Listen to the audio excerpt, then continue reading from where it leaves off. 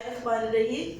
आज जो हमारा लेक्चर है वो है असूल बैंकारी का, principle of banking. Lecture number जो सा है हमारा 5 है और चैप्टर नंबर 8। लास्ट टाइम हम लोगों ने डिस्कस किया था गारंटी क्या होती है, उसके जो सा है वो पार्टिसिपेंट्स कौन कौन से होते हैं गारंटी के, और गारंटी की टाइप्स कौन कौन सी होती हैं। आज हम लोग कुछ शॉर्ट क्वेश्चन के पॉइंट से कुछ टर्म्स जो है वो डिस्कस करेंगे। कुछ डॉक्यूमेंट्स हैं, ये आप लोगों ने पार्ट 1 में भी पढ़े थे कॉमर्स में, इंटरनेशनल ट्रेड में, उन्हीं को जो है वो आज हम डिस्कस करेंगे। देखिएगा, सबसे पहले documents of title of goods. ये होता क्या है? Documents representing the title to certain goods are also accepted as security against loan.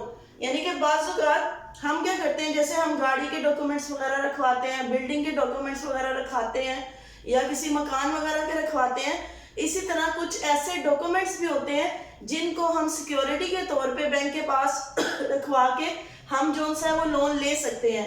उनमें कौन कौन से डॉक्यूमेंट्स आ जाते हैं? नंबर 1 आपका bill of lading, number 2 dock warrant, number 3 delivery या फिर order note, number 4 railway receipt.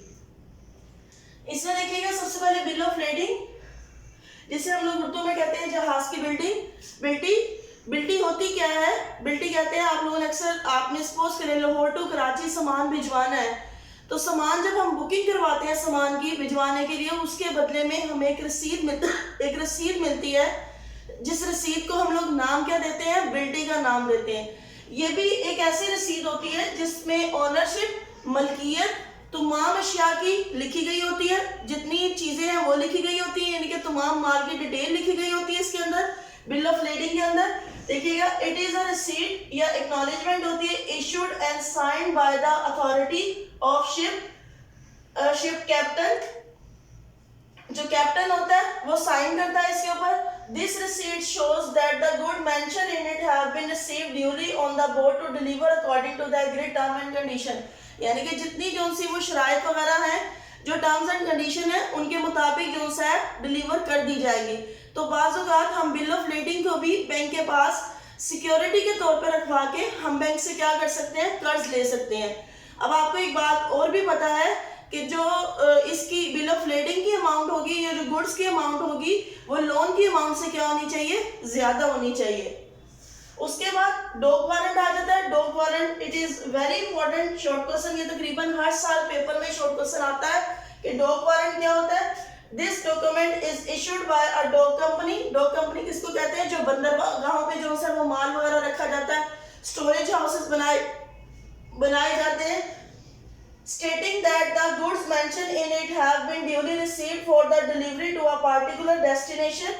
यानी कि इसमें तमाम डिटेल लिखी जाती है कि बंदरगाहों से जो माल है वो किस पर्सन तक पहुंचेगा, कब पहुंचेगा, किसी खास जगह पर पहुंचना है या किसी खास शख्स तक पहुंचेगा। तो ये भी एक किस्म की डॉक वारंट की रसीद होती है, जिसको बाज़ औक़ात हम रसीद को बैंक के पास रखवा के बैंक से क्या ले सकते हैं? कर्ज ले सकते हैं। इसमें भी सेम वही कंडीशन होती है कि जो डॉक वारंट की रसीद पे जो माल मेंशन है, उसकी जो मालियत होती है वो लोन की मालियत से क्या होनी चाहिए? ज्यादा होनी चाहिए। उसके बाद आ जाता है थर्ड आपका डिलीवरी या फिर ऑर्डर नोट। डिलीवरी या ऑर्डर नोट हुक्मनामा हवालगी इसको उर्दू में कहते हैं। This document is addressed to the owner of the warehouse. जो मालिक होता है आपके वेयर हाउस का, गोडाउन का, where the owner for the safety और storage purpose keep the goods. Owner of goods write an authority letter to an order to deliver the goods to a particular person। यानी कि इसमें एक शख्स दूसरे शख्स को ये हक हासिल होता है कि वो एक वक्त के बाद, एक पार्टिकुलर टाइम के बाद अपना माल गोडाउन से लेकर जो प्रॉपर डेस्टिनेशन है या प्लेस है या पर्सन है उस तक वो पहुंचा सकता है। जिसके बाद डिलीवरी नोट मौजूद होता है, वही जो है वो माल को लेके जा सकता है, कोई दूसरा शख्स नहीं ले जा सकता। ये जो रिसीट है ये भी बैंक के पास हम सिक्योरिटी के तौर पर जो है वो रखवा के बैंक से लोन ले सकते हैं। इसमें भी सेम कंडीशन होती है कि जो लोन की अमाउंट है वो इससे, यानी कि लोन की अमाउंट कम होनी चाहिए और इसके ऊपर जो माल की मालियत लिखी हुई है वो लोन की अमाउंट से क्या होनी चाहिए? ज्यादा होनी चाहिए। इसके बाद आ जाता है रेलवे रिसीट। जब हम माल को एक जगह से दूसरी जगह ट्रांसफर कर रहे होते हैं, किसके थ्रू? रेलवे के थ्रू। तो रेलवे जो कैप्टन होता है या रेलवे जो ओनर अथॉरिटी होती है वो एक रसीद जारी करती है, वो भी बिल्टी की तरह ही होती है। उसमें तमाम माल की डिटेल, तमाम चीजें लिखी गई होती है। देखिएगा, it is the goods are sent by railway, then the railway authority issued a receipt in this regard which shows that the goods written it have been received to the transfer or a particular destination according to the agreed term and condition। यानी कि इसमें क्या होता है कि ये भी एक रसीद होती है जब माल, ये रेलवे अथॉरिटी इशू करती है जब माल को क्या किया जाता है कि एक रेलवे से लेकर किसी खास डेस्टिनेशन या किसी खास पर्सन तक पहुंचाया जाता है। यानी कि इसमें भी ये रिसीट जो सी है वो आप एज अ सिक्योरिटी भी यूज कर सकते हो, यानी कि बैंक से लोन लेने के लिए बाजू का एज अ सिक्योरिटी भी आप उसको इस्तेमाल कर सकते हैं। हाँ जी, आगे इसके जो हमने टाइटल ऑफ गुड्स में 4 पढ़े, डिलीवरी नोट हो गया, डॉक वारंट हो गया, इसी तरह हमने 2 रेलवे रिसीट हो गया। इनके आगे कुछ फायदे हैं, कुछ नुकसान आता है और कुछ एहतियातें भी हैं कि बैंक जब इन डॉक्यूमेंट्स को सिक्योरिटी के तौर पर रिसीव कर रहा है तो उसमें जो सा है वो क्या क्या फायदे उसको हो सकते हैं, क्या क्या नुकसानात हो सकते हैं और कौन कौन सी एहतियातें हैं जो वो बैंक कहने करके प्रिकॉशंस को अपनाकर जो सा है वो लॉस से बच सकता है। इसमें देखिएगा, सबसे पहले फवायद में इजीली सेलेबल यानी कि आसान फरोख्त, इनका ये फायदा होता है, ये जो रेलवे रिसीट है, डिलीवरी नोट है या फिर जो सा बिल ऑफ लेडिंग है, इनको आसानी से जो सा है वो मार्केट में गुड्स को क्या किया जा सकता है, सेल किया जा सकता है। यानी कि अगर बैंक ये एज अ सिक्योरिटी रिसीव करता है, कल को अगर जो सा है वो डेटर पैसा वापस नहीं करता तो बैंक उसको सेल करके भी क्या कर सकता है, अपना पैसा रिकवर कर सकता है। इजीली ट्रांसफरेबल यानी कि आसान इंतकाल पजीरी, चूंकि ये गुड्स होती है, डॉक्यूमेंट्स होती हैं, इनको आसानी से जो सा है वो एक जगह से जो दूसरी जगह क्या किया जा सकता है, ट्रांसफर किया जा सकता है। इनकी ट्रांसफरेबिलिटी में कोई प्रॉब्लम नहीं होती बैंक को। इसके बाद देखिए, इजी डिटर्मिनेशन ऑफ प्राइस यानी कि आसान कीमतों का तयन, चूंकि बिल ऑफ लेडिंग में भी और इसी तरह टाइटल ऑफ गुड्स में भी तमाम चीजों की डिटेल लिखी गई होती है, कीमत लिखी गई होती है, तो बैंक को इस चीज में मुश्किलात का सामना नहीं करना पड़ता कि इन चीजों की कीमत क्या होगी। जो बिल्टी होती है उसमें तमाम गुड्स की डिटेल प्राइस के साथ लिखी गई होती है कि कितना माल है और जो सा वो इसकी कीमत क्या होगी, तो इसलिए इसकी कीमत का आसानी से बैंक अंदाजा लगा सकता है। इसके बाद देखिएगा रीएक्सेप्टेबिलिटी। अच्छा, ये पॉइंट ऐसा था, बाज बच्चों को qualities of a good security में ये पॉइंट समझ नहीं आया था रीएक्सेप्टेबिलिटी का। रीएक्सेप्टेबिलिटी क्या होती है? देखिए, एक पर्सन है, उसने बिल ऑफ लेडिंग डॉक्यूमेंट या कोई भी अदर डॉक्यूमेंट्स, कोई भी मूवेबल प्रॉपर्टी बैंक के पास सिक्योरिटी के तौर पर रखवा दी और उसके अगेंस्ट उसने क्या ले लिया, लोन ले लिया। अब बैंक ने वो पैसा तो दे दिया कमर्शियल बैंक ने, अब बाज़ कमर्शियल बैंक को भी दोबारा पैसे की जरूरत पड़ जाती है, तो वो टर्म एंड कंडीशन के खिलाफ जाके उस शख्स से पैसा वापस नहीं मांग सकता। वो क्या करेगा, किसके पास जाएगा, वो सेंट्रल बैंक के पास जाएगा। जो सिक्योरिटी डेटर ने उसके पास रखवाई थी वो किसको देगा, सेंट्रल बैंक को। सेंट्रल बैंक उसको दोबारा एक्सेप्ट करके कमर्शियल बैंक को क्या दे देगा, लोन। यानी कि वो सिक्योरिटी ऐसी होती है जो रीएक्सेप्टेबिलिटी, जैसे हम रीडिस्काउंटिंग भी करवाते हैं बिल ऑफ एक्सचेंज की सेंट्रल बैंक से, इसी तरह रीएक्सेप्टेबिलिटी भी होती है कि सिक्योरिटी को दोबारा सेंट्रल बैंक के पास रखवा के क्या ले लिया जाए, कर्ज ले लिया जाए, यानी कि दोबारा आप कह लें काबिल कबूल। उसके बाद स्टेबल प्राइसेस, जो गुड्स होती हैं इनकी कीमतें ज्यादा फ्लक्चुएट नहीं करती, इनको भी बैंक जो है वो आसानी से अपने पास रखवा के क्या कर सकता है, लोन दे सकता है। रिलायबल, अब बाज़ की जो बिल ऑफ लेडिंग है, रेलवे रिसीट है, वो ऐसी कंपनीज इशू करती हैं जो कंफर्म होती है, रजिस्टर्ड होती है कंपनी गवर्नमेंट के अंडर, तो उनमें धोखाधड़ी के या फेक डॉक्यूमेंट्स के चांसेस नहीं होते। उसके बाद अनडिस्प्यूटेड राइट्स, यानी कि आप देखिए जैसे प्रॉपर्टी में लास्ट टाइम जो पॉइंट था qualities of a good securities में कि अनडिस्प्यूटेड होनी चाहिए, ये भी बच्चों को पॉइंट्स में कंफ्लिक्शन था कि अनडिस्प्यूटेड का मतलब क्या है। देखिए, बाज़ एक प्रॉपर्टी होती है, एक प्रॉपर्टी पे दो लोग अपना राइट जमा रहे होते हैं कि ये प्रॉपर्टी मेरी है, दूसरा कहता है ये प्रॉपर्टी मेरी है। यानी कि कब्जा किया होता है पार्टी ने और बास की एक्चुअली में होती है, तो वो कोर्ट केसेस में जो सा है वो चलते हैं कि भाई एक्चुअली में लास्ट में हमें पता लगता है भाई प्रॉपर्टी किसकी थी, उसके राइट ट्रांसफर हो जाते हैं। तो इसमें ये चक्कर नहीं होता, ये जो डॉक्यूमेंट्स होते हैं ये ओरिजिनल होते हैं, ये टेम्परेरी शॉर्ट टर्म होते हैं, ये लॉन्ग टर्म नहीं होते, क्योंकि देखिए माल को एक जगह से दूसरी जगह पहुंचाना है, इसमें बहरी जहाजों के जरिए भी पहुंचाना है, इसमें 1 माह लग जाते हैं, 2 माह लग जाते हैं, तो ये शॉर्ट टर्म होता है लोन, ये ज्यादा अरसे के लिए नहीं होता। तो इसमें जो सा है वो किसी किस्म के जो सा आप कह लें कि झगड़े के बगैर जो सा वो राइट्स ट्रांसफर हो जाते हैं, इसमें ओनरशिप डिक्लेयर होती है, यानी कि ओनरशिप कंफर्म होती है कि भाई जिसका नाम इस डॉक्यूमेंट के ऊपर लिखा गया है उसी की मलकियत है, किसी दूसरे शख्स की मलकियत नहीं होगी, ना ही उसके ऊपर कोई कोर्ट केसेस होते हैं और ना ही जो सा वो फेक मलकियत होती है। उसके बाद इसके नुकसान क्या क्या हो सकते हैं? डिक्रीज इन प्राइस, बाज़ औक़ात जो बिल ऑफ लेडिंग में माल लिखा गया है हो सकता है इन फ्यूचर उसकी मार्केट में डिमांड कम हो जाए, या जो ऐसी गुड्स थी जिनका फैशन चेंज हो जाए, तो उस सूरत में उनकी प्राइस कम होने के चांसेस भी हो सकते प्राइस कम होने के चांसेस भी कम हो सकते हैं, तो उस सूरत में बैंक को हो सकता है नुकसान का सामना करना पड़े।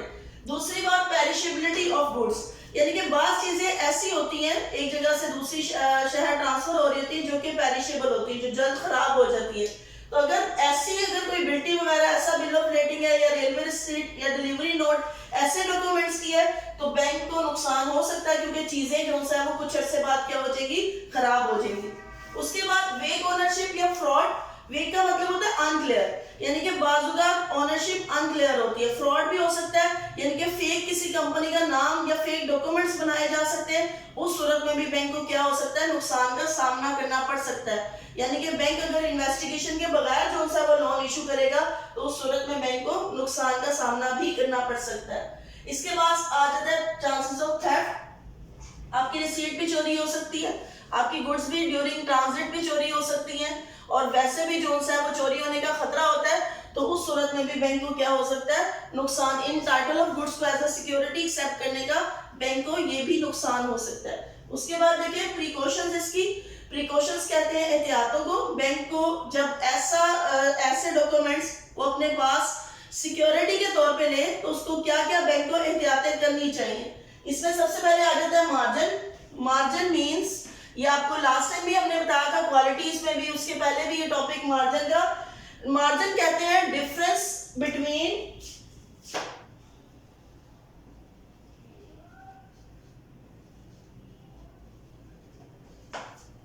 लोन अमाउंट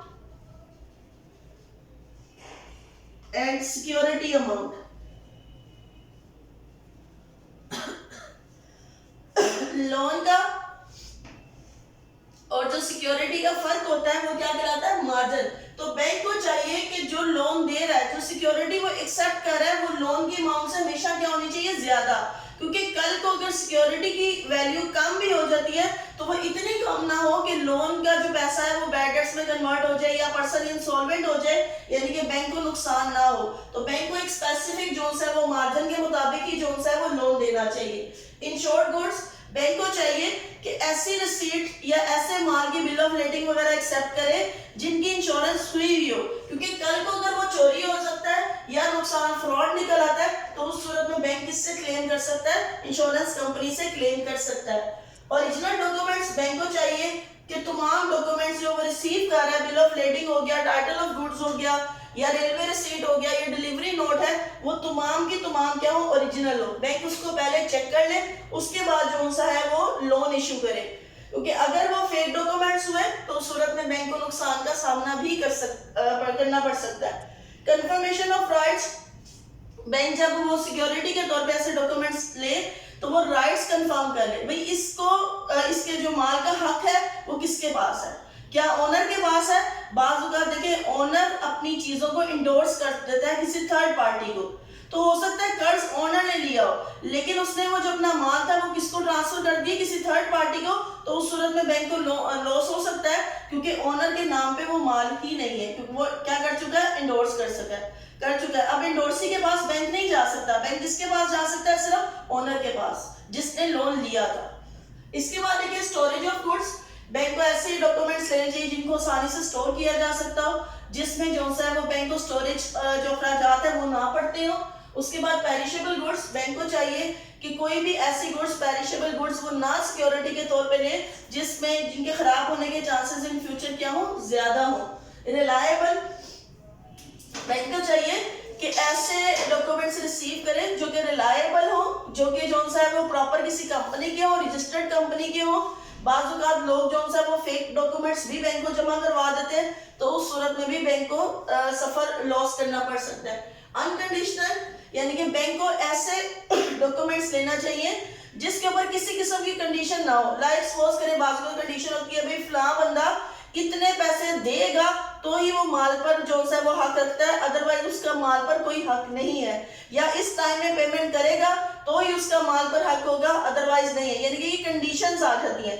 तो बैंक को चाहिए कि वो ऐसे डॉक्यूमेंट्स ले पर्सन से या डेटर से जिसके ऊपर किसी किस्म की कोई कंडीशन ना हो, किसी किस्म की कोई शर्त ना लागू होती हो।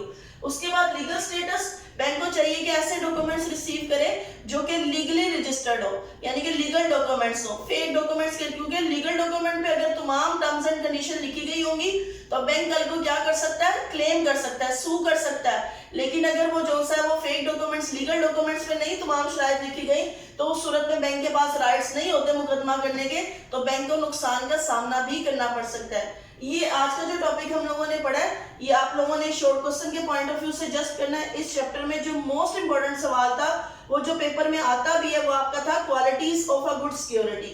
आज आप लोगों ने ये अच्छे तरीके से शॉर्ट क्वेश्चन के पॉइंट ऑफ व्यू से करना है। आगे इंशाल्लाह बाद में इमूवेबल प्रॉपर्टी का कुछ टॉपिक रह गया इस चैप्टर में से, ये तमाम बाकी के जो तमाम टॉपिक है वो आपने short question point of view से ही करने हैं। Thank you so much.